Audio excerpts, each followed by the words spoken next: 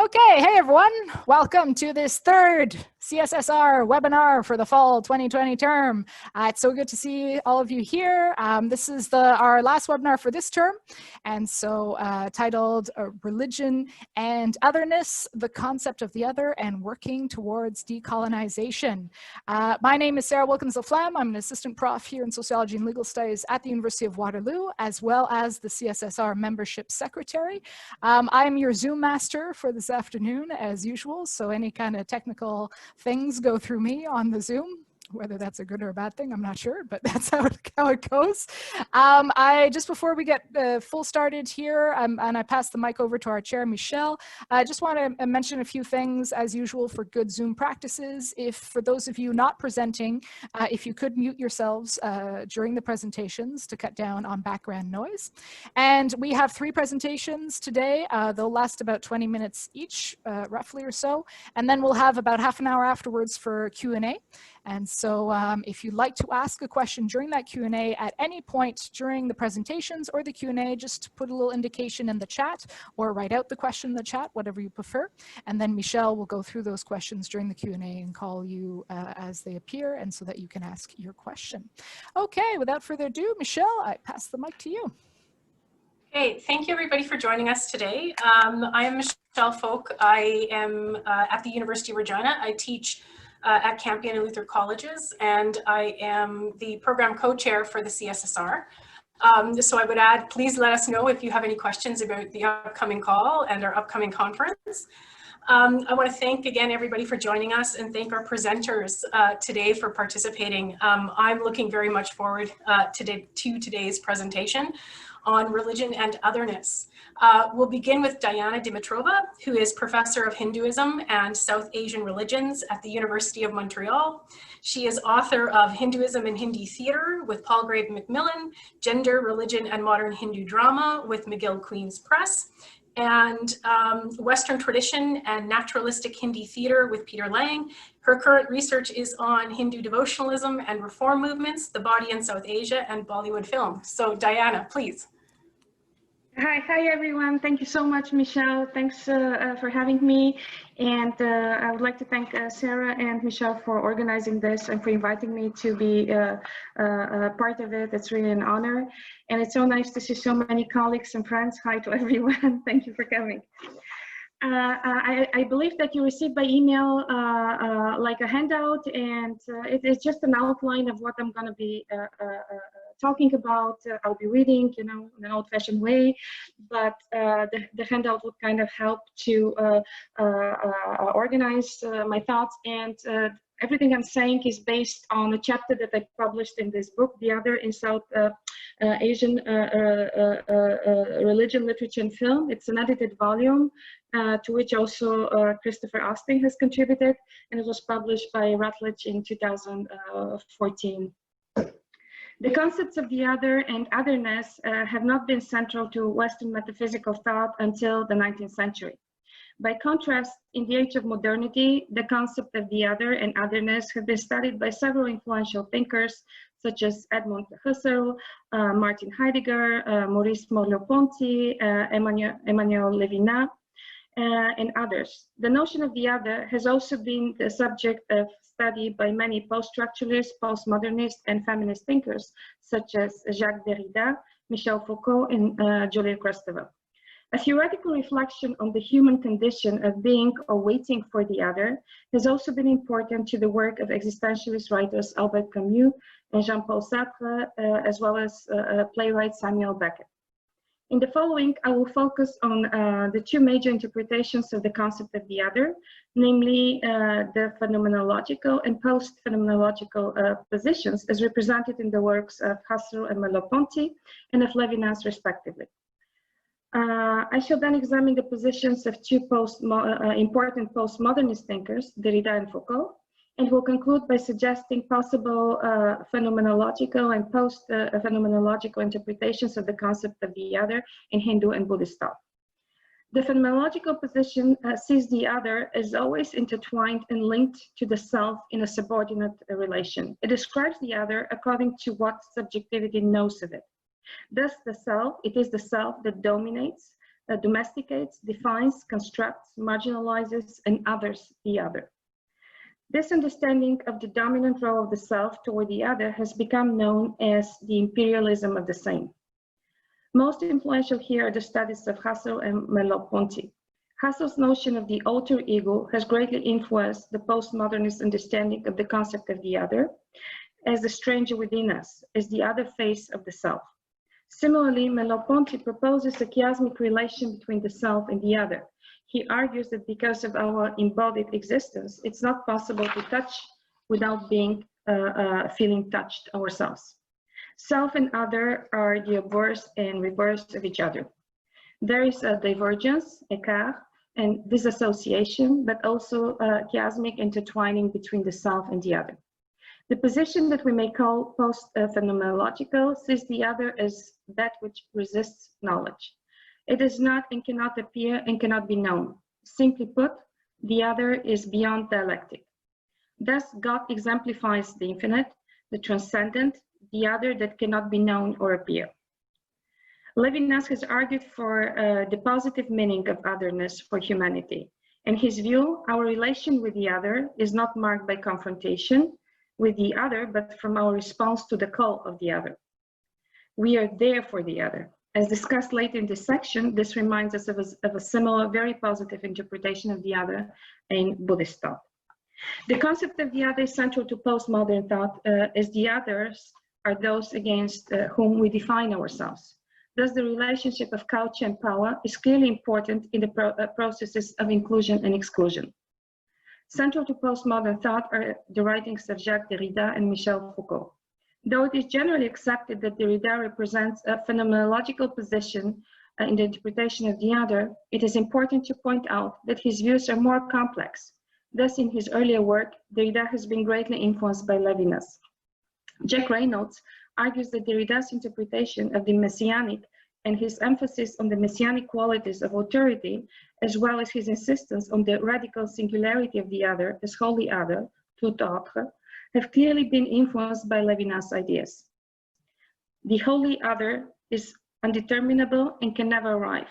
The messianic is the human condition, which is marked by waiting for the wholly other, like in Samuel Beckett's play, Waiting for Godot.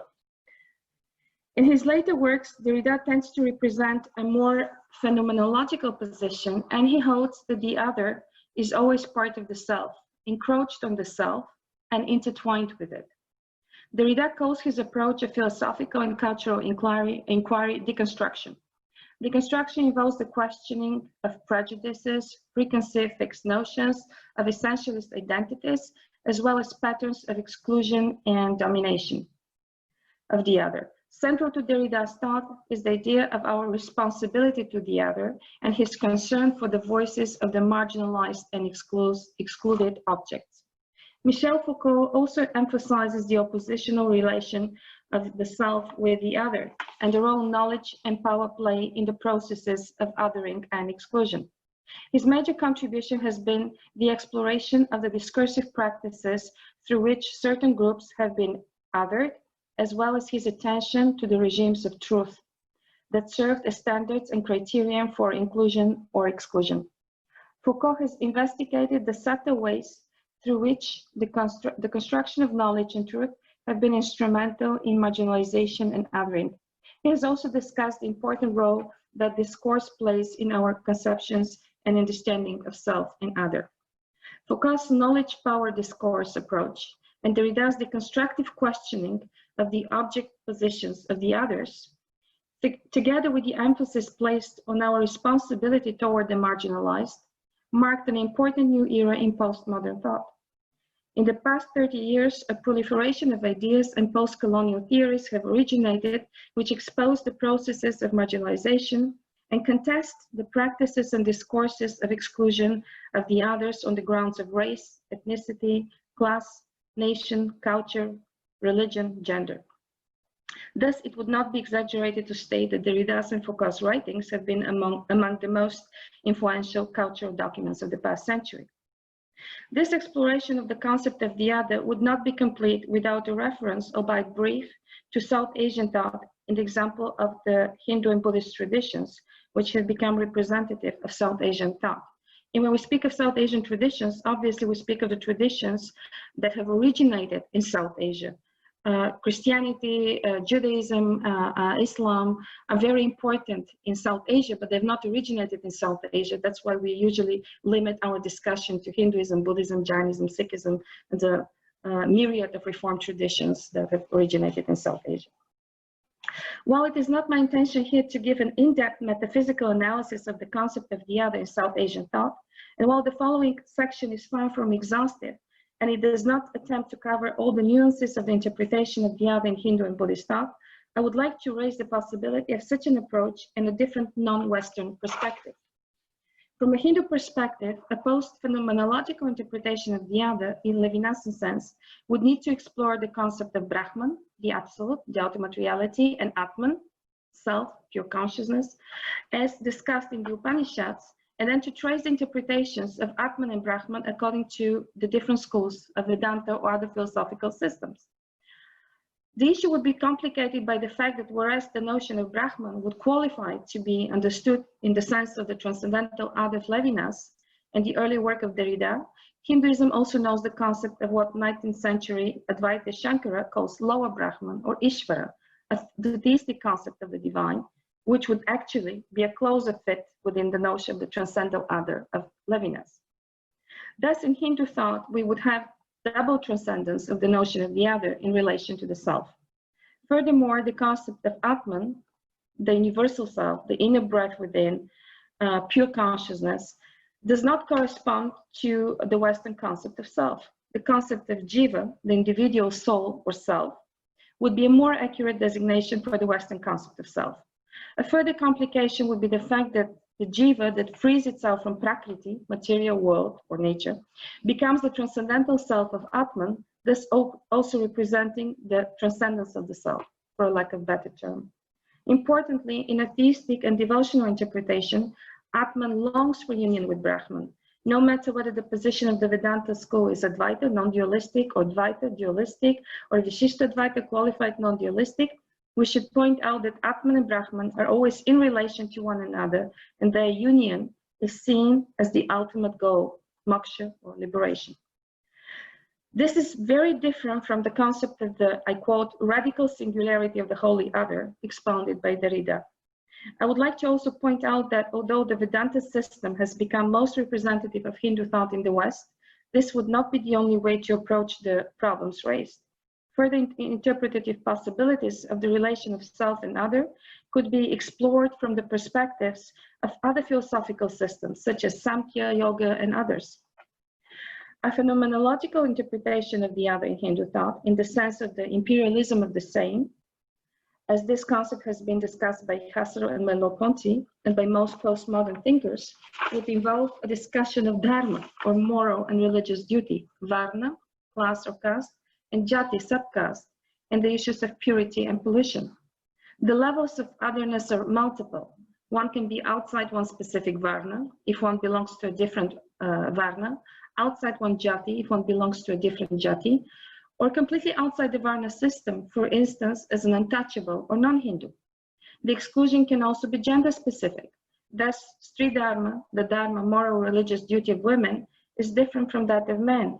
Traditionally, women had been excluded from many ritual activities, had not been allowed initiation, upanayana, and had been considered impure at numerous occasions related to womanhood and motherhood, like menstruation, childbirth, and the like. Additionally, men who did not belong to the upper three varnas were not allowed initiation either. Unlike Dvijati or twice-born Hindus, they did not have a sacred thread, Yajnapavitam or Janeo, which marked the high ritual status of twice-born Hindus.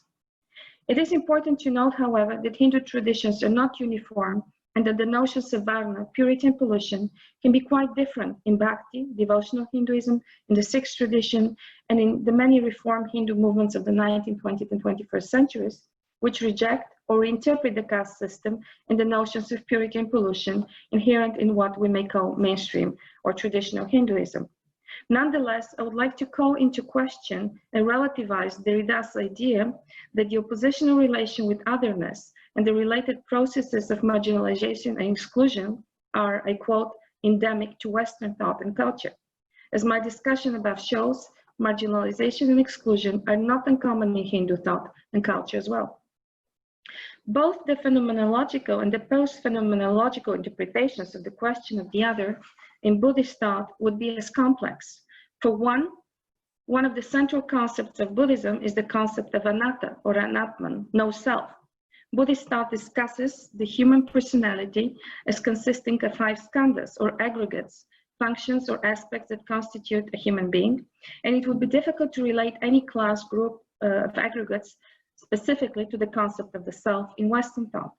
Moreover, from a phenomenological perspective, the notion of the other as imperialism of the same would be irrelevant to Buddhism, seemingly, right? It is in no way indicated that the self contains the other in itself and domesticates it. Additionally, while there is no concept of self, Buddhism teaches the cultivation of loving kindness, generosity, and compassion toward all human beings, toward the other. To become a selfless and enlightened person full of wisdom and compassion is the true Buddhist ideal.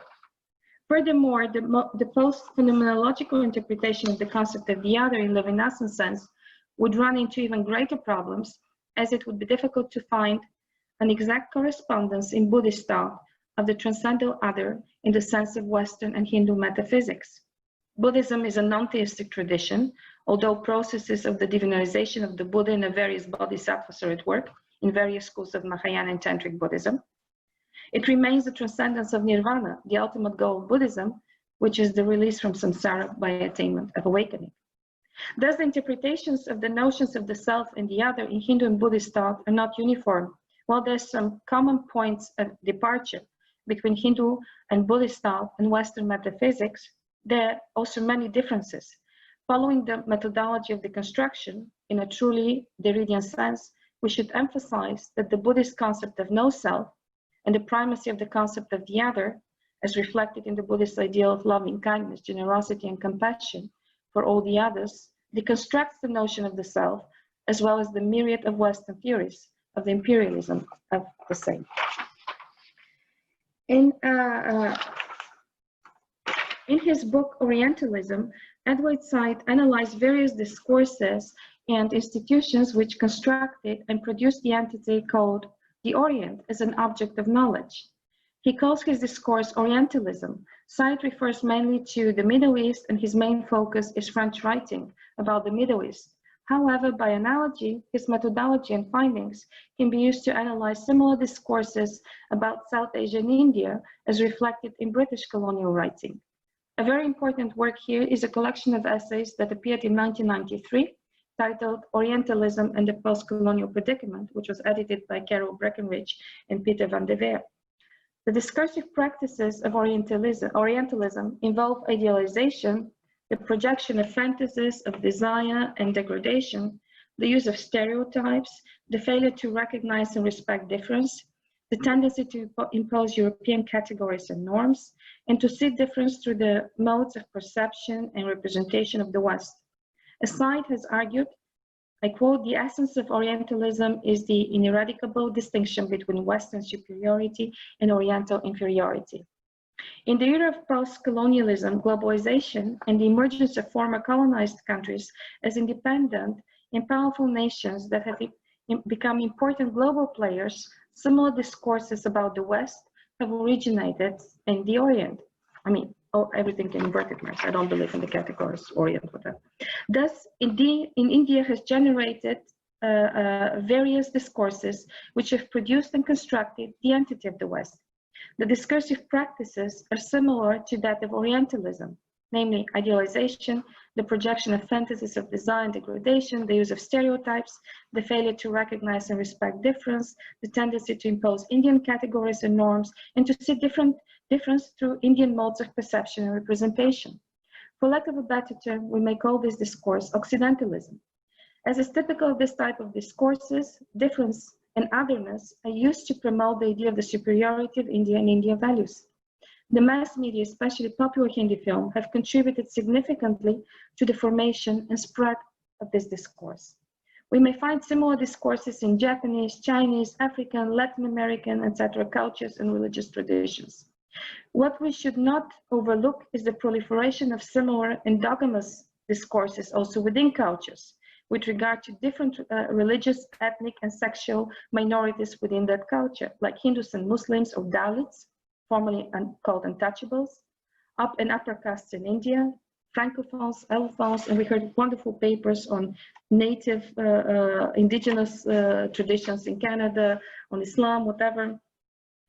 African American, Latinos, Euro-Americans, or heterosexuals in the gay lesbian community in the US South, transgender community, to mention just a few examples. Not all of these discourses can be explained and subsumed under the notion of Orientalism or analyzed by reference to colonialism or the dominant position of the West. It follows that there is a need for a more inclusive and universal new term to denote the discourse on otherness and othering. And otherism is a term that I have coined to denote the universal discourse of otherness and othering. It is reminiscent of Edward Said's Orientalism, but it is more inclusive as it refers not only to race and ethnicity, but also to gender and sexuality, and not only to the West and the rest dichotomy. I propose to use the term otherism to denote the discourse and construction of otherness and the processes of othering as a universal cultural category, which goes beyond colonialism and the specifics of Edward Said's brilliantly argued Orientalism.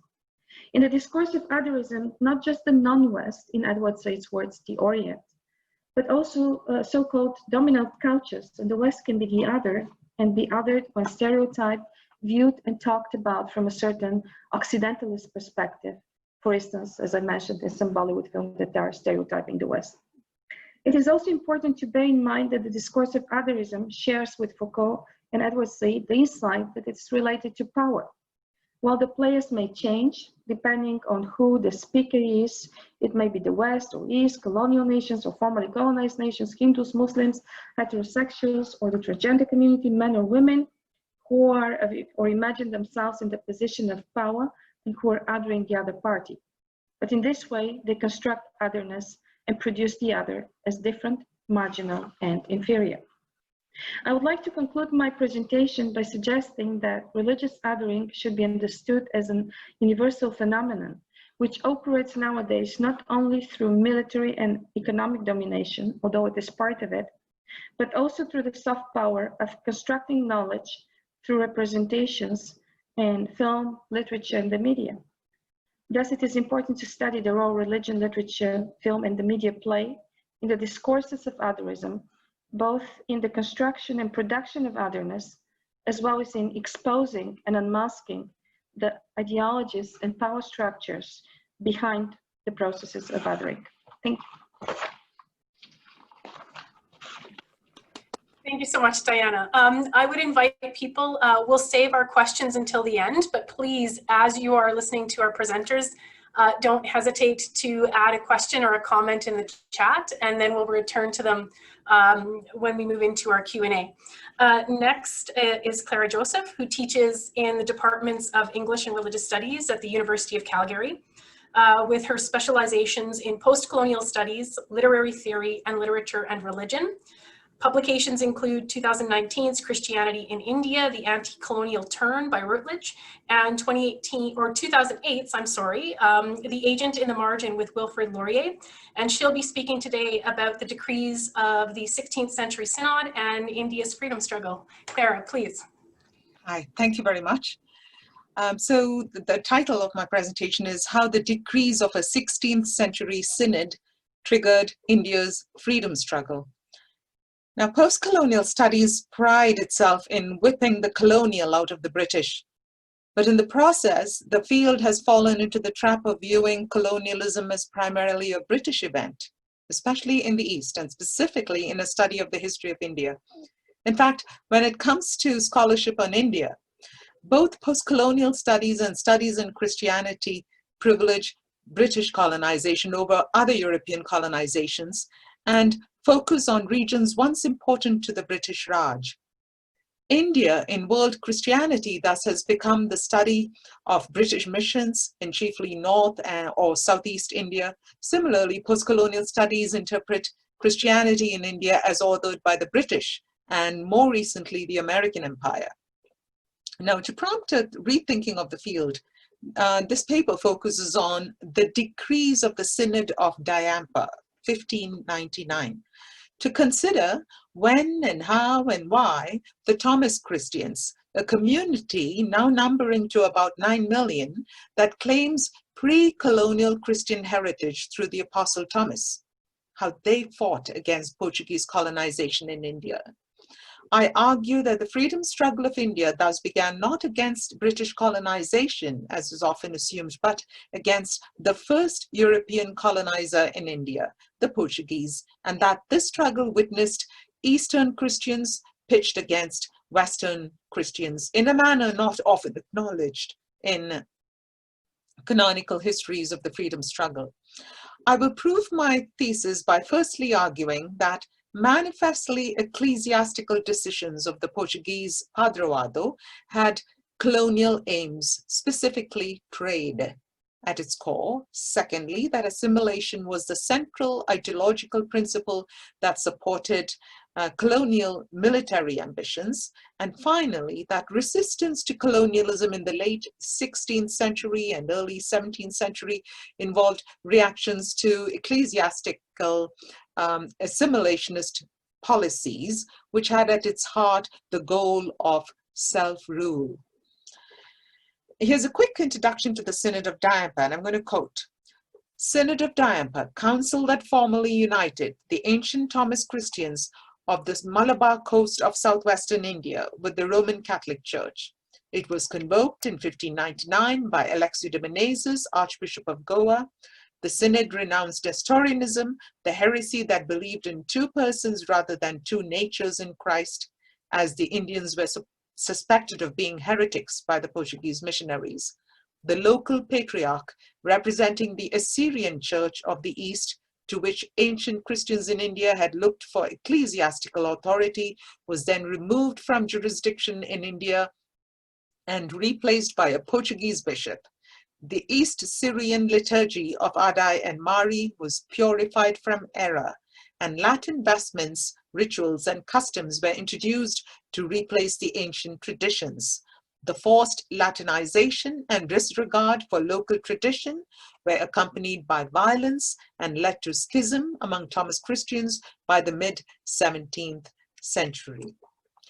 This is a so-called succinct introduction to the Synod of Diampa, as given by the editors of the Encyclopedia Britannica. You will find a similar summary of the event in most scholarship, whether from India or elsewhere. Some scholars observed that the Synod was convoked illegally by the then Archbishop of Goa, Alexio de Menezes, contradicting directions of the Pope. But they too insist that the problem was Latinization of the Indian Church, which until then had belonged to the Eastern Rite with Syriac as its liturgical language, and which was under Persian bishops. Thus, whereas the debate continues on whether the Synod was convoked against Nestorianism and other heresies prevalent among the Indian Christians, or as a way to make the Thomas Christians more Catholic through Latinization, a crucial topic that is sidestepped is the possibility that the Synod of Diampa was a timely and effective tool of colonization that was used ruthlessly from the end of the 16th century. Towards my overall thesis, the first point I want to make is that manifestly ecclesiastical decisions of the Portuguese padroado had colonial aims, specifically trade, at its core. The stated aim of the Synod of Diampa was to make Catholics of the Thomas Christian community. However, since 1551, that is about 50 years prior to the Synod of Diampa, the Eastern Patriarch, to whom the Thomas Christians were obedient, was in full communion with the Pope. A major outcome of the Synod was that the then reigning Patriarch, Mardena Simon, was condemned as a heretic and schismatic. This Patriarch, however, had been honored with the pallium, the ecclesiastical vestment of the Pope, as an emblem of the authority that the Pope had conferred on him. Why then was it important for Menezes to ensure that the Thomas Christians distanced themselves from this Patriarch? The answer to this will show that the ecclesiastical decisions of the Portuguese were motivated by colonialism. In Discourse on Colonialism, Aimé Césaire asks, what fundamentally is colonization? to agree on what it is not, neither evangelization, nor a philanthropic enterprise, nor a desire to push back the frontiers of ignorance, disease, and tyranny, nor a project undertaken for the greater glory of God, nor an attempt to extend the rule of law, to admit once for all, without flinching, at the consequences that the decisive actors here are the adventurer and the pirate, the wholesale grocer and the ship owner, the gold digger and the merchant, appetite and force, and behind them the baleful projected shadow of a form of civilization which, at a certain point in its history, finds itself obliged, for internal reasons, to extend to a world scale the competition of its antagonistic economies. End of quote. Economies. The Thomas Christians carried on trade with Christians, Muslims, and Zoroastrians of the Levant, what we know as the Middle East. The Portuguese aimed to end this fraternal trade with the Levant. Knowing that this trade occurred under the sponsorship and approval of the Eastern prelates, the Portuguese sought to remove Eastern bishops from India and to bring the Thomas Christians under the jurisdiction of what is known as the Padroado. Paul Pallet defines the Padroado as follows. In church history, this word indicates the sum total of the rights, privileges, and obligations which in the 15th and 16th centuries the Roman pontiffs conferred upon the King of Portugal and Spain for the Christianization of the newly discovered lands in Asia and Africa. It included the right of deciding the erection of new dioceses, presenting bishops to the Roman pontiff for appointment in all the dioceses under their authority, and of nominating suitable persons to all ecclesiastical offices in those dioceses. My point is that the history of the Thomas Christians highlights the political and economic foundation of this otherwise ecclesiastical arrangement. The Synod of Diampa issued 200 decrees. Not all of those were rendered in Malayalam, the language that the Thomas Christians assembled could understand, and the version to which they put their signature. There is confusion about which decrees were hidden from the signatories. There are also accusations that Archbishop Menezes added terms well after the synod was ended. Regardless, one decree in particular is relevant for the topic in this section. Decree 13. The clergy not to engage in secular business. And this is how it goes. All clerks are by the sacred canon prohibited to merchandise, a thing very little observed in this diocese. Therefore, the synod doth prohibit all the clerks, therefore thereof, to go upon the public exchange, or to farm any of the revenues, or to be factors or agents, or to farm any contracts singly, or in company, or to sell any sorts of merchant goods publicly in their houses, or any sort of victuals, or to bear any secular office. All that shall transgress herein shall be more rigorously punished by the prelate, and if they do not reform, shall be suspended from their orders. Whereas no Eastern prelate would have rigorously punished transgressing clerics, the decree is clear that since the Eastern Patriarch of the Thomas Christians had been anathematized, the present Western prelate, who officially had no dominion over the Thomas Christians, but was through the synod in the process of creating one, would punish them. The irony of the decree rings loud when one reads the diary of Archbishop Menezes, the Jornada of 1603. According to which the Portuguese viceroy had entrusted Menezes with guarding a ship transporting pearls along the shores of the country of the Thomas Christians on his visit there and prior to his convoking the Synod of Diampa. Again, one cannot also forget that the same Menezes was within a few years raised second in command to the King of Spain and as the top civic official of Portugal, Portugal being under Spain at the time. But the more substantial impact of the decree was that trade and commerce would, by this decree, move into the hands of the Portuguese. The Thomas Christians were famous as growers of spices and as merchants.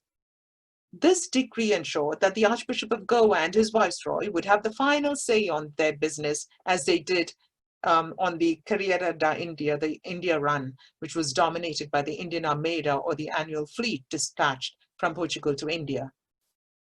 Thus, I argue, manifestly ecclesiastical decisions of the Portuguese Padrado had colonial aims, specifically trade, at its heart. At this point in time, the church was not only not separate from the state, but it was also not separate from commerce and culture. In fact, the church became a model for secular organizations and movements later on. To realize this is to bring the study of the church into the center of the nation's history, and thus into so-called secular history books.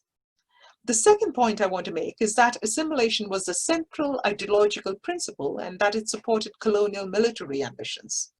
Here I want to highlight two decrees that were presented in succession. The first one concerns military service, and the second one, clerical celibacy.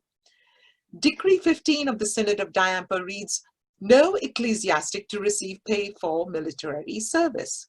You see, almost every family of the Thomas Christians had at least one soldier enlisted in the native ruler's army. And this according to Scaria Zachariah, the 20th century editor of the Decrees of the Synod of Diampa. George Mark Moraes writes as follows about the military reputation of the Thomas Christians. "They were the finest soldiers in the whole of Malabar, being the very best shots, and so were matchless in the chase. They were reputed to be dour in the face of the enemy. In consequence, the greater the number of Christians a prince had in his armies, the more was he feared and respected by his neighbors.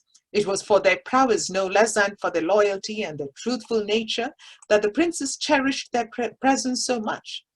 They always went well armed, some carrying swords and sheaths, and others muskets and lances, the use of which they knew to perfection. The majority, however, was content to carry a naked sword in the right hand and a shield in the left. When they entered a church, they left their weapons in the porch, which then wore the aspect of a veritable guardhouse." I end the quote there, but it gives you a good sense of how the Thomas Christian army was viewed. Decree 15 sought to remove the Thomas Christian clergy from this high-profile stage. Moreover, the next decree, Decree 16, made clerical celibacy mandatory. Until then, Thomas Christian priests practiced optional celibacy, that is, they could, if they chose, marry. The patriarch and their prelate tolerated this way of life for Eastern clergy. The relationship between forbidding military service to Thomas Christian clergy and instead enforcing celibacy on them do not at first blush appear to be related. However, I tend to see a vital link that is at bottom colonial. In this, I'm obliged to Verghese Tekevaliara, who introduced the topic of the colonial basis of celibacy in 2012. By insisting on the celibacy of Thomas Christian clergy, the community that could have been exempted under the Code of the Eastern Canons, or the version they had at that time, Meneses was able to guarantee rule of the Latin Rite in Thomas Christian territory. It is therefore not surprising at all that many scholars see the imposition of clerical celibacy as a purely ecclesiastical, Latinizing process. However, it also made the presence of the Eastern prelate heretical. You see, henceforth, only Latin or Latinized bishops could rule the Thomas Christian community. The decree effectively brought that community, including its army, under the jurisdiction of the Portuguese Padroado. Thus, the case of the Thomas Christians foregrounds the colonial maneuvering by Portuguese ecclesias. Not surprisingly, Meneses was able to utilize the services of the Thomas Christian army more than once after the Synod of Diampa. The third and final point I want to make is resistance to colonialism in 16th and 17th centuries involved reactions to ecclesiastical assimilationist policies and had at its heart the goal of self-rule. There was no doubt about the Thomas Christians that the methods of the Portuguese, whether civic or ecclesiastical, were repressive and oppressive. Throughout most of the 16th century, the Thomas Christians had seen the Portuguese harassing their bishops. Mar Abraham, the last Eastern bishop of the Thomas Christians in the 16th century, knew that the Portuguese ecclesiastical reforms of his time were, and I quote Taquerat, a means of destroying the jurisdiction of the Chaldean patriarch, or the Eastern patriarch. At one point, when the Portuguese sought the help of the local king, Mar Abraham had to escape into the interior to avoid being apprehended and handed over to the Portuguese. At that time, some 2,000 Thomas Christians organized themselves into a death squad for the sake of their bishop and conducted him safely through the kingdom of that very king, although at the cost of much loss to their property. This loss to their property, I would argue, was temporary to the extent that the Thomas Christians knew that they would gain more by keeping the privileges associated with their church intact. Scholars such as Malek Underthal note that the Thomas Christians resisted ecclesiastical Latin interventions violently, but raises doubts about the really violent incidents, sometimes involving the cold-blooded murder of Latinizing agents. I have two responses. One, you will need stereotypes of the calm and peaceful and tolerant Indian to disbelieve acts of violence as resistance to colonialism. Two, I think the Thomas Christians were protecting their business as well when they prevented Latinizing in the interior. You see, they had the means and the motivation to resist colonization.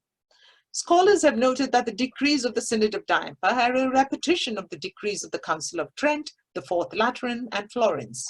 Yet others have noted that many of the decrees were a repetition of the decrees issued by the provincial councils of Goa that aimed at Latinizing the Thomas Christians. In the context of both sets of scholars, I would remark that these repeated councils and decrees simply point to the repeated resistance of the Thomas Christians to such measures. As for the impact of the decrees of the Synod of Diampa, scholars agree that there was near absolute adherence by the Thomas Christians to the decrees, and then about 55 years later, the first known schism in that church. Whereas this is true, the statement also tends to see the whole affair as purely ecclesiastical. This, I would argue, is a mistake. When the Thomas Christians fought against ecclesiastical assimilationist policies, and when such resistance ultimately led to the schism, the goal was self-rule. In short, the reactions and resistance of the Thomas Christians to matters that touched their religion, language, family, commerce, and army were not simply anti-papal or anti-Latinizing, but they were fundamentally anti-colonial. In the Post-Colonial Studies Dictionary, Pramod K. Nair writes that the Imperial Archive or the Colonial Archive involves the textual colonization of the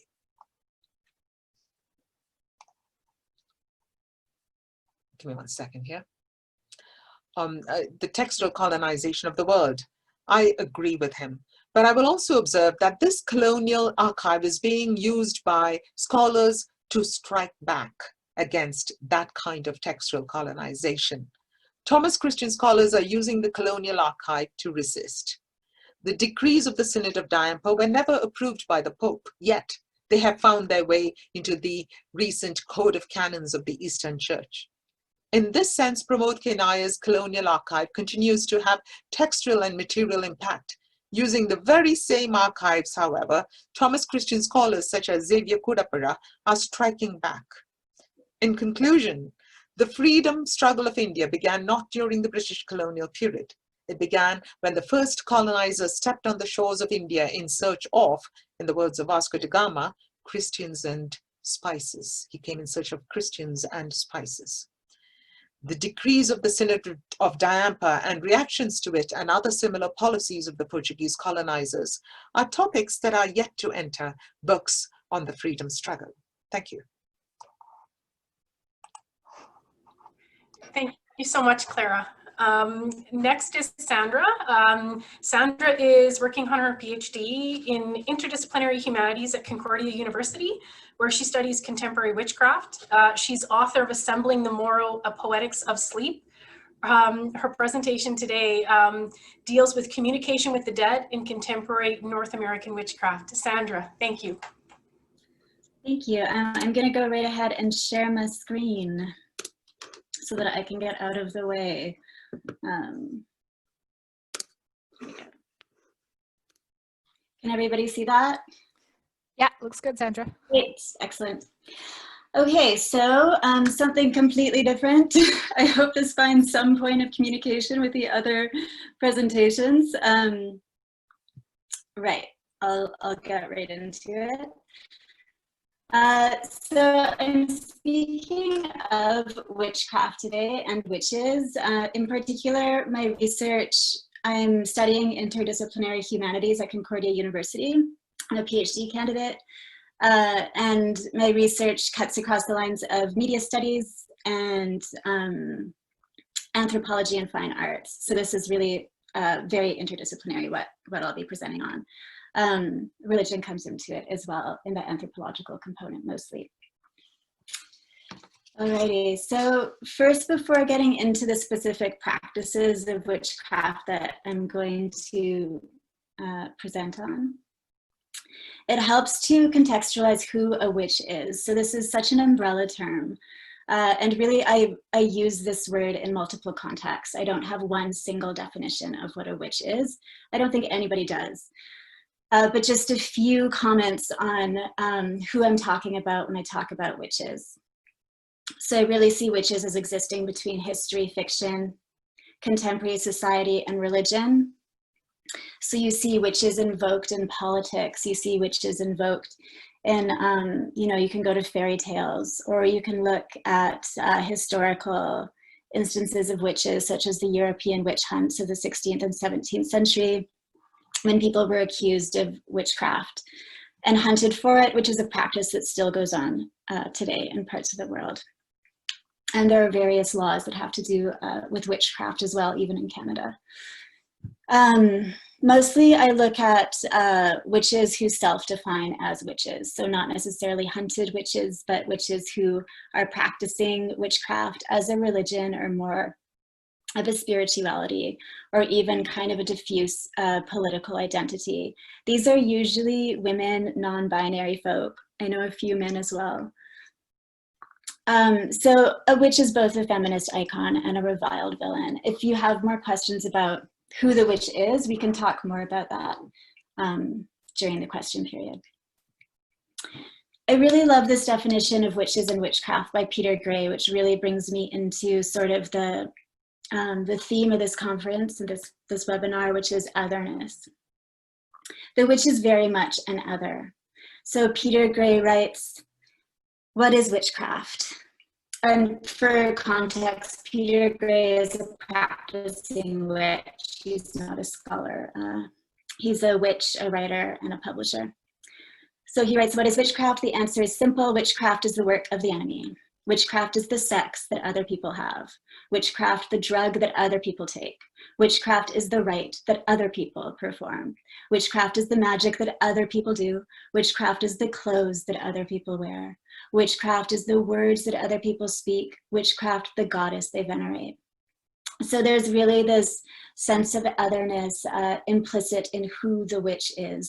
The witch is never someone who is here. The witch is this deictic marker of someone who is over there. People point to the witch. The witch has been, has a history of being hunted, etc. Okay, in my research, I'm not particularly interested, however, in who the witch is. I'm more interested in what the witch does. So the witch does a lot of things. Witches do many different things, but for the purpose of this presentation, I'm going to be focusing mostly on communication with the dead, which is the second point here.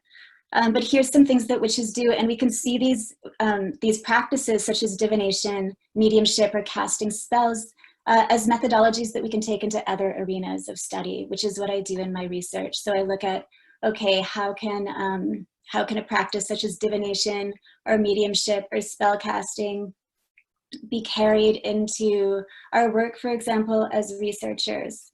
How can these practices be seen sort of in contrast with the practices of enlightenment, such as data collection and empiricism that we've been trained to do as scholars, and what might this add to our work as scholars?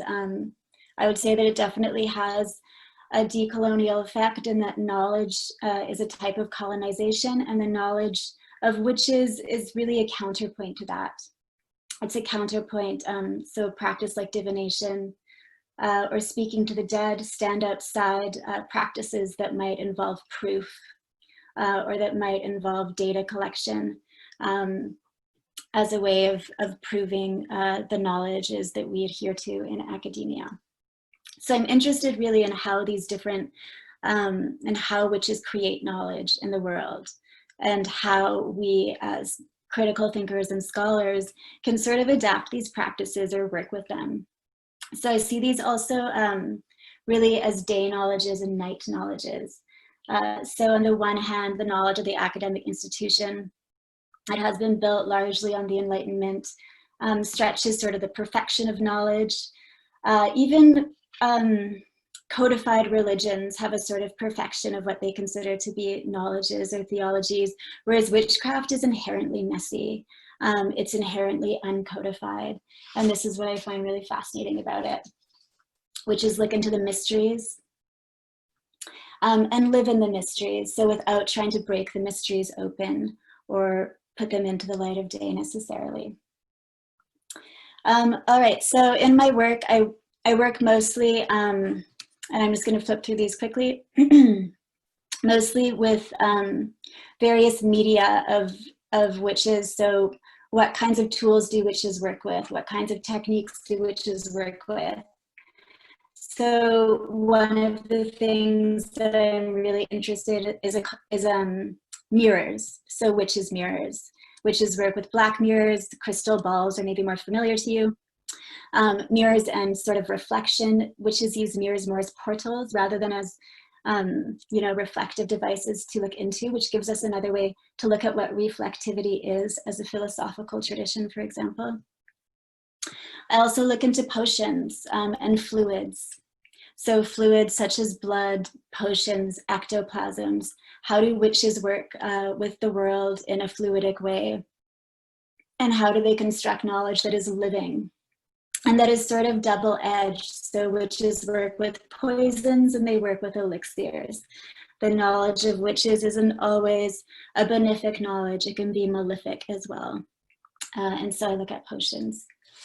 And potion making and what this is to work with, you know, the plant universe, the animal universe, or with the fluids of our bodies, for example. What does this mean as a method and a technique? And the last component of my research is I look at how witches work with writing, which is such a basic component of what we do as researchers every day. What do we all do? We write and we read. And so I look at how witch traditions have worked with writing. And one of the big ways is to look at spirit writing or automatic writing that mediums and witches have worked with through the centuries. So in this slide, there is this is an example of Helene Smith. She was a medium in the 19th century, working with she actually channeled an alphabet that she called Martian. So this is a really interesting way to look at what writing is, beyond writing being a codified set of rules, and a messier, you know, this is a messier, more chaotic and also more illegible semiotic. And yeah, I'm interested in what that means. So a big part of my research also involves embodied research, or what I call, embodied research, you know, what you can call autoethnography as well. So I don't look at witches as others. I try to embody these techniques myself as a mode of research to try to get inside of them and see what these various knowledges have to tell us, instead of always staying in the world of books, which is, you know, one huge aspect of my research. I try to actually embody some of these practices, and I'll show you what I mean by this next. But for me to sort of like decolonize knowledge as we take it in the university, and also even just to work with positionalities of witchcraft and witches, it would just seem to me, it would seem non-authentic to just look constantly at what book knowledge is. So I try to get out into different forms of knowledge. And here I have a slide of autoethnographies that I find really intriguing. I really like the work of Celia Pierce, who has an autoethnography. What's it called? It's on here somewhere. Communities of Play in 2009, where she co-writes that book actually with an avatar that she created online called Artemisia. And here on the other side of the slide, these are screenshots from an essay by Eve Tuck, where Eve Tuck similarly creates a co-author outside of herself called C. Ree as a comment on her Indigenous identity as always being doubled or othered. So these are two authors who work in a very radical way with what an other is. What is the concept of the other? What is the concept of the self? Who are we when we're writing? Who are we when we're performing our research? And these are two authors who do that. Eve Tuck is not so much doing an autoethnography here. This is more of an art piece, I would say. Eve Tuck's work is from A Glossary of Haunting in 2013, and Celia Pierce. This is from an anthology that I'm particularly referencing her 2009 work. Added to this, I'm really interested in also the work of artists. So here, I don't know if anybody's ever heard of Lygia Clark, but she is, or she was a Brazilian artist who moved from developing artworks into developing sort of praxis of healing. So Lygia Clark also had a really interesting, I would say, almost witchy relationship to the objects that she worked with. And here you can see her works, Abyss Mask from '68 and Aaron Stone from 1996.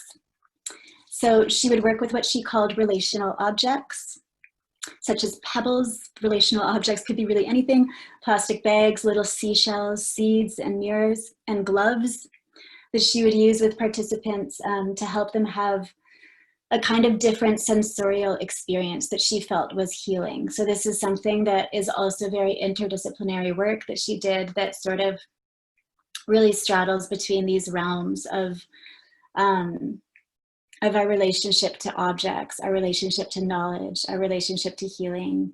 And in her case, she saw herself as somewhere between a healer and an artist. So currently, and I've been studying, I'm coming to the end of my PhD. I've been studying this for some time, and I've noticed during the 5 years that I've been studying, there's definitely a revival in witchcraft and in witches that has been happening. I would say for actually about perhaps 6 years now, but is really coming to a peak. There was recently a New York Times article called "When Did Everybody Become a Witch?" And if you look on Instagram, for example, or social media, and you type in the hashtag witch, you'll get something like 14 million posts. So it's really, the witch is really a figure who right now is heavily a part of the zeitgeist, who is really heavily a part of our culture. She's also, there's multiple exhibitions on witchcraft, the Ashmolean Spellbound exhibition that opened last year. And you can see this also, the witch appears in academia as well, more and more. So this photo here is taken from a conference at the ICA in London called Witchy Methodologies, which sort of combines thought and art and looked at how the witch appears in contemporary thought and contemporary art practice. French philosopher Isabelle Stengaz also is very interested in witches and witchcraft, and has been for quite a while. She's interested in witches and witchcraft also in relation to critical theory. So she writes here, what they, meaning witches, cultivate as part of their craft is an art of immanent attention, an empirical art about what is good or toxic, an art which our addiction to the truth has too often despised as superstition. They are pragmatic, radically pragmatic, experimenting with effects and consequences of what, as they know, is never innocuous and involves care, protections, and experience. So here Stengers is talking about the methods of witches as a kind of pragmatic practice, and one that also puts into question our, our sort of dichotomies between what is considered true, what is considered superstitious, what is considered false, etc. If you're interested in this, Isabel Stengers writes quite explicitly about witches and witchcraft as related to philosophy. All right, so I'm going to show you some of my own, to wrap it up, some of my own praxis of autoethnography, or what I call embodied research. To be clear, before I get into this, I do realize that all research is embodied. When we are sitting down and reading our books, writing, we're also embodied, obviously. We cannot be without bodies. But this research I call embodied for the reason that I guess you'll see coming up, but I really, throw my whole practice into works of divination, and I try to combine, or mediumship, etc. And I try to combine these with my scholarly practice. So I'll show you a few of these. All right, so this is a divination project that I did with artist Rebecca Lamar. This is a this is a photo taken at the Darling Foundry here in Montreal. So this piece is called Mystic Insights Limited. And it was a collaboration with Rebecca Lamar and also with neural networks that we saturated with esoteric literature. So basically we fed deep learning algorithms with mystical texts, with esoteric literature, with feminist poetry, and also with critical theory. And we were interested in how these neural networks would learn this content and would interact with it. So specifically in this research, we would do readings for people. So here we would sit with our neural networks, and people would come up to us and ask for a reading. And we're working here with what's called a hot reading. A hot reading is when the fortune teller knows a lot of data about you, as opposed to a cold reading where, you would go and get, you knew about the people coming for readings was through getting their names and really spying on them through their social media presences. We would see what they posted on Google, what they posted on Facebook, what they posted on social media. You can see that Rebecca beside me in this photo has a computer, which is mostly what she's doing. As they speak to me, we're also accruing data on them, and we're feeding this data back to them in their reading. So it's a very transparent process, which usually produces, is very cheeky. It usually produced like a lot of laughter. Sometimes it was touching, but we would work people's status updates, for example, into their fortune. So here we're combining sort of technology with divination. Obviously this information is publicly available from the person's presences online. And we're sort of commenting on what we divulge in public forums and how this information can be used towards purposes we cannot possibly see. So nobody would expect that their status updates might be used in a fortune, in a divination reading. So this is us at a conference also presenting this. You can see Rebecca with the person's profile, and I'm doing a reading for this person at the same time. Here I'm wearing Bluetooth headphones. You can see around you can see that I'm wearing these blue headphones. Everything was very transparent. Rebecca is typing into the screen, and then what she types is translated to my headphones, and that's what I say to the person. So it looks sort of like I'm this oracle, feeding them back what they've written online, combined also with a legitimate reading that we're doing.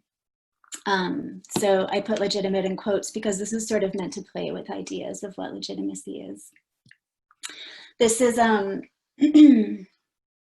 this is one of the fortunes that is a collaboration ultimately between the person's social media presence, between me and Rebecca's readings, and between the neural networks. We build a fantastic victim. The water of harmony is not the steel of a sword or ideal. In this position and absence of total love and distractions, whatever you are seeking, they are going to receive anything but administered. So it was kind of a poetic project. This is a project called Gossiping with the Gods. Again, we're working here not so much with divination as with mediumship. This was a collaboration between me and a sculptor named Dagmar at Ladotier, who's an Icelandic sculptor.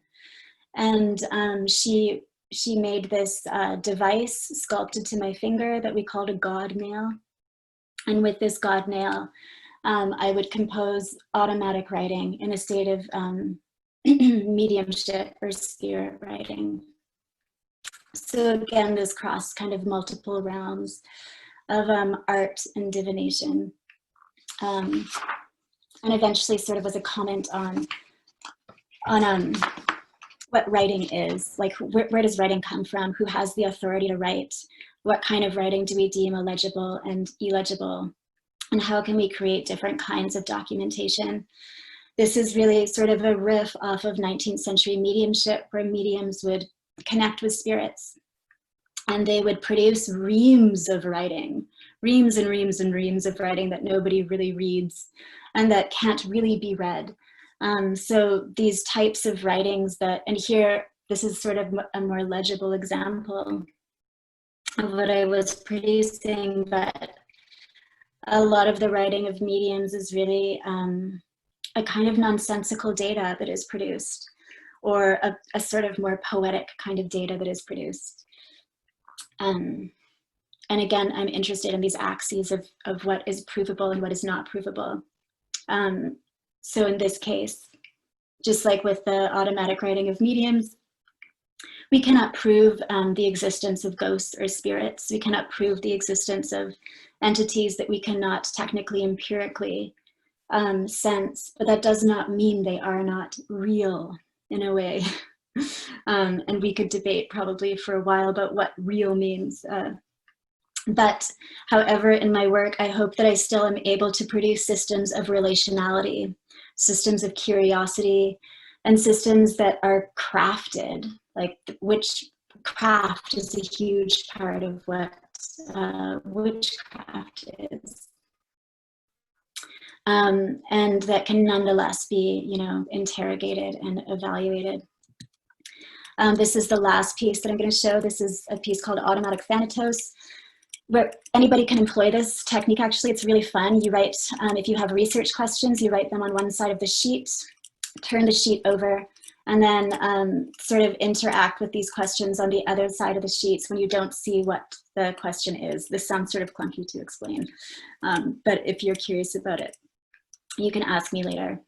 But more or less what I'm doing here is I'm combining my research questions with a practice of mediumship or divination. All right.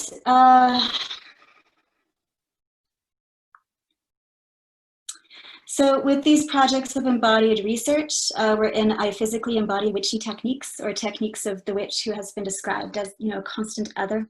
I want to become very intimate with some of these tools and techniques.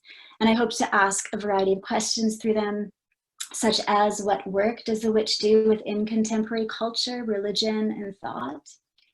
But also in a literal sense, what are the tools and practices of the witch, and how do the methods of the witch both construct and divert contemporary systems of knowledge making? How can autoethnography work to program more inventive questions concerning witchcraft in the contemporary era? So I want to end with this image of the mirror again. This is from a beautiful book from the Museum of Witchcraft and Magic in Boscastle, England, where they have one of the world's largest collections of, in this case, British British magic and witchcraft items, but also items from around the world. I work a lot with mirrors and with glass, and it's interesting that to me that mirrors form often an O or a 0 or a circle. And this circle, this 0, this O is a beautiful place of beginnings. Everything begins from the 0, but I also see it as a really nice place to end, because it leaves us with this sort of lacuna of the question. And I want to leave us with a quote by Denise Ferrar da Silva. She writes, "If knowledge will provide us with any way into advancing a critique of the political effects of humanity in the global present, it will most certainly not be accomplished through a recitation of the very philosophical text that produced this figure to begin with. What will help us to open the path? I think it should begin with asking different questions, methodological rather than ontological ones. Instead of the question of who and what we are, we need to go deeper into the investigation of how we came up with the answers to the questions." Thank you.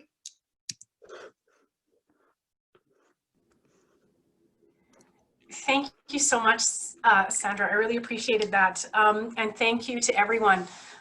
Please, if you have questions, post in the chat. I have many for everyone.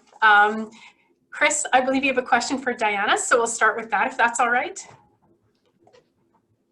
Yes. Would you like me to read it, or? Yes, please. So I'm really bad. I apologize in advance. I'm really bad at articulating questions while people are talking, because I'm trying to listen. So my apologies if it doesn't make a great deal of sense. So the question I wrote is as follows. Thank you, Diana, and thank you, Sarah, and everyone. This is very stimulating, but this is for Diana. My question is about Tantra, which provides equally to the ritual and symbol systems of Brahminical Hinduism and medieval Buddhism, even Jainism, a powerful vocabulary premised directly on social and gender othering. As a common and shared system across South Asia that evolved long before the colonial period, do you think tantric othering might be approached with different tools than those with which we tend to treat, say, Hindu nationalist othering of Islam? Wow. Yes, and so that's a more complicated question than I would normally pose. I guess all I mean to ask is, as we apply people like Derrida, Levinas, Kristeva, and so on to our thinking about South Asian othering, does the fact that, I'm just sort of curious to what you think about the fact that there is this ancient, pre-modern, pre-colonial system that is fundamentally based on othering, on the pollution of the feminine, the pollution of the lower social classes, and so on, but that it actually cuts across the entire map, right? It's part of every religious system. It's Hindu, it's Buddhist, it's even Jain. And so it actually sort of frustrates some of the usual tensions of like Brahminical versus, Shramanic, or, so many of the usual oppositions that we get are dissolved because it's a shared system. So I guess really all I'm asking is, do you think that Tantra provides something unique in terms of South Asian patterns of othering, or do you think it's just, would it be equally, would it be meaningful for us to examine with the same tools that we use to examine the kinds of othering that we see in the post-colonial environment? Sorry, hopefully that makes sense. Yeah, thank you so much for your question, Chris. I mean, it's a wonderful, fascinating question. You know, like if I understand correctly, when you speak of othering, you mean from a Brahmanical perspective, or you mean like what Tantra posits as being kind of the other, but still kind of becoming pan-Indian and kind of suggesting an alternative path to kind of relating to religiosity and everything else. So do you mean the Brahmanical perspective, or do you mean the self-understanding of Tantra and the affirmation as an alternative system to those dominant prevailing other systems? Because I think it's both in a way. It's being other, it's being, how do you call it? It's being like marginalized by the mainstream systems. But on the other hand, what you see, what's happening, like the Nazism the yoga, the tantra, the questioning posed by universalists like Kabir and the devotional movements. It's a kind of a counter tradition. It's very interesting, you know, and in a way it poses a challenge and sidelines, you know, the mainstream tradition. But because of that, it has been ostracized and marginalized and stigmatized by the dominant tradition, and it has always been again about women. Whereas, you know, like as specialists, we know that tantrism offers, of course, a much more. I mean, a much bigger, women play a much bigger role and offers a position of women, which is in a way, I don't regard the tantrism as negative. You know, that's what I'm saying. So I want to clarify what your question is, represents the Brahmanical kind of position, mainstream, or do you mean like what tantrism basically represents in Indian culture on its own merit? I certainly mean that within the system of Tantra itself, not its perception or the way it's perceived or constructed by European, you know, views or whatnot, that it itself is based on an othering system that exploits perceived, you know, impurities, menstrual blood, low social classes, you know, death, pollution, and so on, and which appears to be Brahminical, based on Brahminical, you know, definitions of purity and so on. But again, what's fascinating to me is that it's part of Buddhism. It's part of non-Brahminical systems. And so it's part of a shared language that seems to frustrate the usual. We would have these expectations that there's a Brahminical purity and then there's socially degraded people. There's Brahminical purity and then there's Buddhists and Jains and Nastikas. And yet Tantra is this common system. It's a common language. And of course there's right-handed Tantra. There's you know, non-transgressive Tantra as well. But I'm sorry, I really didn't manage to articulate that very well. I just feel that what you're saying is so interesting, and I wonder if Tantra can be a tradition of South Asia that really opens up a new avenue of thinking about othering. Whereas, of course, when we're talking about Hindu nationalism and Islam and the colonial period, of course, that's very richly documented now. And I'm just wondering if you feel that Tantra provides a different dynamic of othering as, again, a pan-South Asian tradition or vocabulary. And Michel, I know you might as well, you might have something to say about this or others. Chris, I find this a fascinating way of thinking and approaching the thing. I must confess I've not thought about it, you know, exactly, but I think it's wonderful. And actually what you're saying is basically the Tantra deconstructs the Brahmanical notions of purity and pollution. It basically uses them and subverts them to propose an alternative system. And it's right. And it's not, as I said, it's an indigenous form of othering and of basically resisting or countering othering.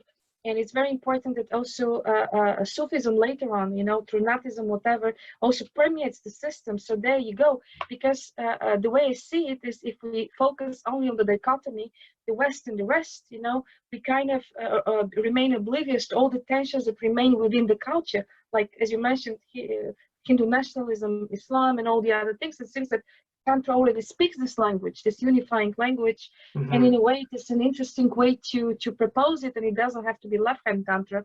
That would be probably not acceptable to many people, but indeed in right-hand right-hand Tantra, you know, it is all there. So I totally agree, and it's a very, very interesting way of looking at it. And yes, I think you're absolutely right to do that, because it uses the same Brahmanical model, but basically subverting it and, you know, kind of positing it as something else. You know, women's impurity becomes basically, you know, divinized and all that, becomes at the center of everything, right? It becomes sacred. So absolutely, yeah, totally agree.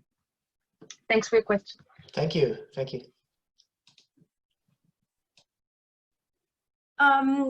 Does anyone else have any questions for our presenters? I know that I have many, probably too many. So if others have questions, I would invite them. If not, I have actually very myself interesting questions for everyone. I'm really interested, Clara, for example, in your conversation because of a project I'm working on about the military, and then Sandra, I'm thinking about something that I'm teaching right now. I'm teaching a little bit on spiritualism, so I was very interested in a couple of things that you said as well. Your conversation about how witchcraft has become more popular in the last few years. And I'm wondering if you have any reasons as to why. And I'm thinking that because I'm thinking in the 1990s, for example, how it seemed back then too to become more popular. So is it a case of it becoming even more popular, or is it, I forgive my terms for using this, but has it come and gone in waves, if you will? So if others don't have questions, I might indulge, if that's all right, of both of you for a moment.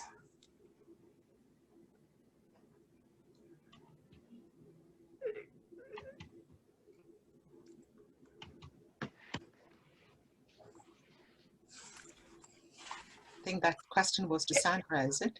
I've got questions for both. So I have a question.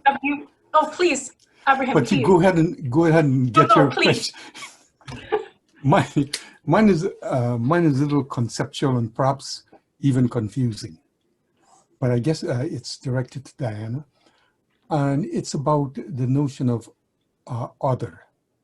Mm-hmm. And I wonder whether this concept and construction of it can ever be neutral free.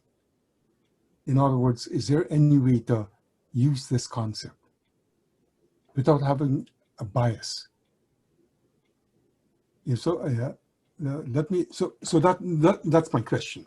Okay, so let me try and put it another way, and that is that is there a confusion, between, and I'm going to use the Latin terms, between aliud and alios, and to translate it in English, is there a confusion between otherness and other? And I propose that other would really take into consideration, myself, whereas otherness doesn't. And in fact, we heard something about this otherness in the question, in the person that was speaking, I think Christopher. Much of the language is with respect to othering, which suggests, an idea of, I don't know how to put it, but doesn't an idea of non-relationality as a reification. Now, what does all this have to do with your presentation? You reference very much Deleuze and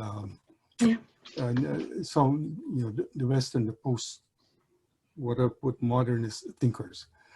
Well, are the use of their categories, are those categories already biased? And we're trying to take them over, to look into a culture that's very different. And I'm not saying that the Indians are able to do this, when the Brahmanic kind of tradition that it can talk about self and non-self. But I'm just wondering that, the kind of studies that you're doing, and this is not faulting the studies, but it's just saying that, Western approach, it's in a way already biased, never mind how we look at it, even from a postmodern position. Let me stop there. And I think I've said a mouthful. Yeah. Thank you for your question. I absolutely agree, because it's the Western academia, it's the epistemologies that we use, right? It's always kind of, why does it, you're right, why does it have to be anchored in Western epistemology and science? I personally chose this approach because we were editing a book on otherness. There has been a lot of literature, and I kind of went out of my way to also dedicate a section to Hindu and Buddhist, the way we can see this from a Hindu and Buddhist perspective, because it was never done and they don't accept it. But you're absolutely right. I could have chosen to look at some Sanskrit and Prakrit and other texts, and just see how Hindu philosophers have dealt with the issue of otherness from a different perspective, without situating it without the framework of phenomenology, post-phenomenology, and all these Western thinkers, right? It would have been a different book. It would have been more in Hindu philosophy. We just wanted to have a book that would speak both to Western and non-Western audiences. But of course, there is a bias there, right? Because everything we use, basically every methodology, I think Clara's and everything else we hear, you know, even though we kind of try to deconstruct and find and resist all this colonialism, we still use the methodology of Western scholarship about it. You know, even post-colonial thinkers who want to refute all this basically, you know, are situated in the same epistemological context. But I think what is important is, like Chris said, you know, to study texts written in the languages, you know, of these traditions, to interview the people, you know, and to make, to make traditions speak, you know, for themselves, not to impose our perspective. And I'm very concerned, this is a completely different topic, but I'm extremely concerned that, for example, in my university in Quebec, we don't teach South Asian languages. Like, how can students learn to operate with all this, you know, if they do not, basically, if they have no access to the languages, you know? They only work with translations. What has been translated is very limited. It also represents certain bias. It's a big, big problem, but I do not propose it. I or someone else can solve the issue, but indeed there is a bias, and you know, at least what we can do as scholars, at least to question it and to look into that, you know. But I totally agree with you that it would have been a different book, it would have been a different presentation, and there's a lot there, right? I mean, you can also find something about otherness in Ramakrishna, in Aurobindo, in Gandhi. So many other people have dealt with this issue. You don't even have to look at Asian texts. Modernity is so rich about it, but you know, it's just the matter of your premise, you know, and what you kind of set yourself to do. But I would just say, let's hope this starts the conversation. It opens it. It doesn't kind of finish it or completely. And there's no claim that it's in any way perfect or it seals it, right? I just hope that there'll be so many more other works to counter and to see in the richness of the tradition. And as I said, for example, thinkers like Levinas, whatever, they have been influenced by the tradition. Maurice Merleau-Ponty, you know, all his ideas about this chiasmic relation has been influenced by South Asian thought, you know, like, because this like dualistic Cartesian position between his body and mind in the opposition, he overcomes it. He's the only Western philosopher, or the first one, who overcomes it thanks to the influence of Hindu and Buddhist thought on his work. So all this is there. So if Western philosophy, of course, seeks, you know, this dialogue with Hindu and Buddhist thought, of course it is there. We only need to do more. And I think by teaching, by talking, by presenting on this issue, you know, we are kind of opening up the dialogue. I'm not sure whether this answers your question, but I'm absolutely fully aware of the bias it presents. Of course, you know, there's always a bias, and unfortunately, we are all part of it. Thank you. Thanks. We are at 3:30, which is our scheduled time to wrap things up. But Michel, if there are, yes? Why don't you go ahead with your questions? I think we can go a few minutes over. I don't think it's... I was going to say, if others have one last question or two, then if people don't mind us going a little bit over. I was interested, I think, Clara, in the context of your presentation, just a little bit more of your comments on the military and how and why they approached the military the way they did in the context of colonialism.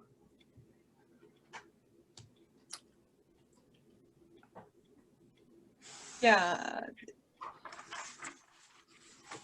So just to remain within the particular presentation, I referred to Vasco da Gama arriving there and being asked, this is what is popularly known, that he was asked, why are you here? And he said, we are in search of Christians and spices. And so the Christians that Europeans had heard about are the Christians of Prester John. There was, for the longest time, there was the assumption that Prester John was in India. And then at some point, they assumed it was in Ethiopia and so on, and then in China. So you find all these Prester John stories, movies coming from China. This was knowledge that the West had, that there was a Christian king, and the Christian king had a huge army of Christians And this was very useful during the time of the Crusades. In fact, at one point, one of the Crusades, was delayed in the West quite a bit, waiting for this army to arrive. The army did not arrive. This is the narrative that has continued, and lo and behold, it is true that there was this huge army, 30,000 easily. So when the Portuguese began engaging with the Thomas Christians, the local kings were very upset because they were afraid that the Portuguese would remove this army, and they were right to a great extent. So it's very political, and colonization, Portuguese colonization was not a settler colonization. It was chiefly administrators who were there. And so they needed a local army, a huge army.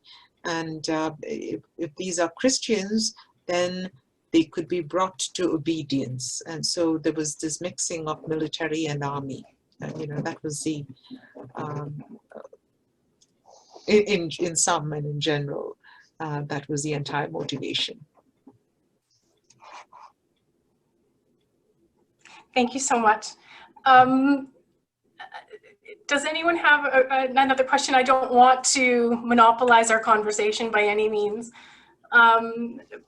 But Sandra, I was wondering if you could speak a little bit about why you argue there is this increasing interest, not only interest, but participation in witchcraft, but also academic interest in the last few years. And again, I was sort of thinking back to when I was an undergrad, the 1990s, so I'm dating myself, when it appeared that people who identified as either witches or Wiccan were beginning to become more public. They were more comfortable in certain contexts with becoming public. But I'm really interested in why perhaps these last few years you're seeing an increase both in academic interest but also in participation. I mean, I think that's probably a complex question that would be interesting to look into, but I think just in terms of what I've seen for this particular wave is that people are just hungry for new knowledges, a new way of constructing knowledge. Like as Diana was saying, and we need to be looking into other spaces than the white male philosophical canon that we've had to deal with. And I think people are hungry for a space out of that. I also think we are so drenched in data systems that people are looking for more embodied experiences. People are looking for ways, also ways out of secular humanism, which has become a vacuum and a void. So I think people are also there's probably, I'm just looking into witchcraft, but I'm sure there's been resurgences of all sorts of alternative, quote unquote, alternative religions that would be interesting to collocate with various witchcrafts as well. And I know I see these religions such as witchcraft are more inclusive of people who may not fit into dominant paradigms, for example, that the Abrahamic religions demand, or they may be looking for something different than that. In terms of critical thought, I really do think it comes down to the fact that we are looking for other ways of thinking, and we're looking for other thought to engage in and other methods to do that with. And witchcraft seems to be one of them. And witchcraft is also very loud. It's like when people say the word witch, people listen.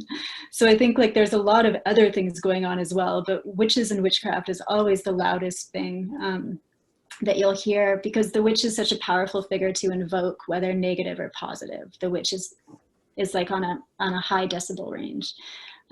So I think that's just what I'm picking up on, but I'm sure there's a lot of other alternative knowledge strains as well, and alternative religions, and that are also coming to the fore at the same time, because people are just hungry for something different, something more. And we're ready for it. For Sandra. Please. And that is that, I wonder whether you've thought about whether there's a correlation between the visibility of witchcraft and the emergence, or not emergence, but the prominence of the academic study of religion. And that is that in the academic study of religion, as opposed to theological kinds of studies, the options are much wider now to what you will go at with respect to the study of religion.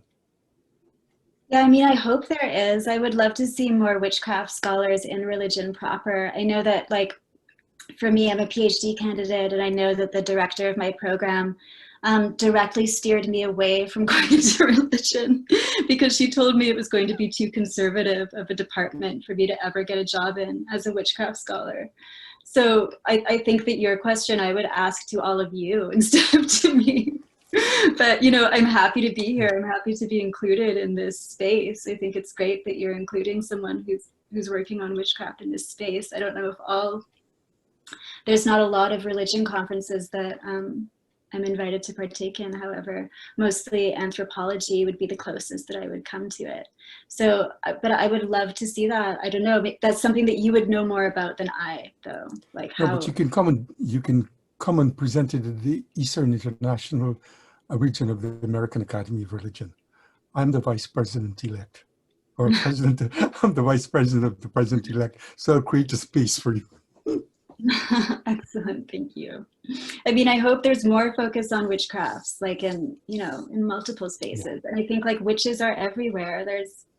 There's witches in every culture, almost every culture. There's a few that didn't have conceptions of witchcraft and don't have conceptions of witches. But yeah, it's almost everywhere. And then in academic spaces, it's relatively excluded. And I think also when we're speaking about religions, witchcraft is not really considered to be a religion for many reasons. First of all, witchcraft, for example, Wicca is a religion, but somebody who's just practicing witchcraft doesn't necessarily have to be devoted or devotional, right? They can just be practicing the works part and not the faith part of it. So it fits in tricky to religion as well, I think, but it adds something, perhaps. Thank you. Okay, we are at 3:40. If there aren't any last questions or comments. I think Diana's got her hand up there. Diana, please. You got the last one, Diana. Go for it. Yeah. Sorry, I don't want to take up time. I just find it so interesting. A question to Sandra about the gender of witchcraft, because mostly spoke about women. And we know that in the Middle Ages, women were kind of burned and, ostracized and marginalized, a little bit like tantrism, Chris, because of witchcraft. So I'm thinking, is this like kind of, and we're talking now positive, I'm amazed and so impressed, and it's so wonderful about witchcraft. So in a way, it's the finding of a new alternative other identity, but one more time of something that has been so kind of rejected and looked down upon, And I've always thought, that witches in the Middle Ages, they were really maybe bright women, outspoken, who kind of just dared, to contradict or to express something that was not really expected from them. So in a way, looking at this tradition, I mean, obviously it's not part of your research, but I think it's something to explore about the gender of witchcraft, that it can be something liberating, for women, like the phenomenon of the Western Kali now in the West and all that, that people take up something, and reassert it, and that I think there is something to say about gender, because we kind of assume it,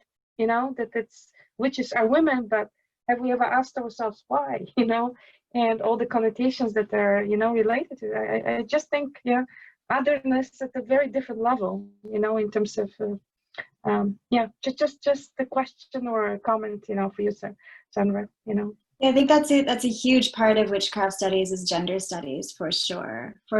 And Silvia Federici, her book Caliban and the Witch, she explores how women were tamed, reproductively tamed.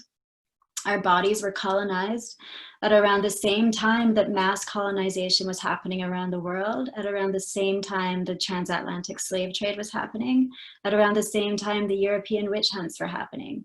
So all of these positionalities were people that had to be done away with by, you know, in order for the scientific revolution to happen, in order for slavery to be valid as a system of thought, in order for the Enlightenment to be really put as a machine into effect.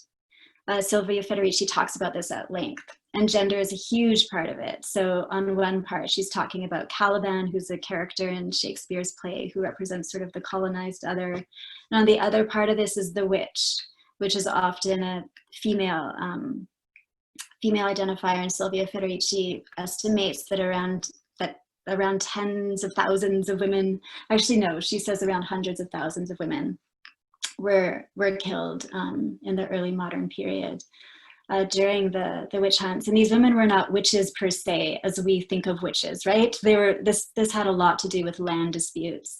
But it did in some parts have a lot to do with healers and institutions. And also around that time, like, of course, the healing institution also, everything needed to be licensed, right? After the scientific revolution took effect. So people were driven away from their home altars, away from their communities where they practiced traditional healing, and into spaces that were institutionalized as such, like medical institutions. So this is a massive, witchcraft is a massive topic that, you know, subpoenas all these other topics into it. But gender is huge these days. What I see a lot around gender is also there's a lot of trans people in the witch community, a lot of non-binary people in the witch community. So it's really, it's sort of an identity or a positionality that that is open to a lot of interpretation.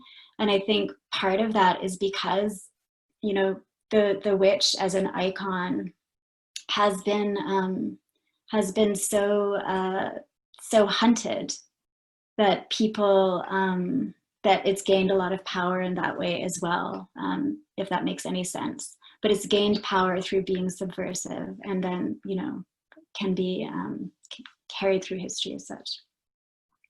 It's a very, that's a long answer to your question.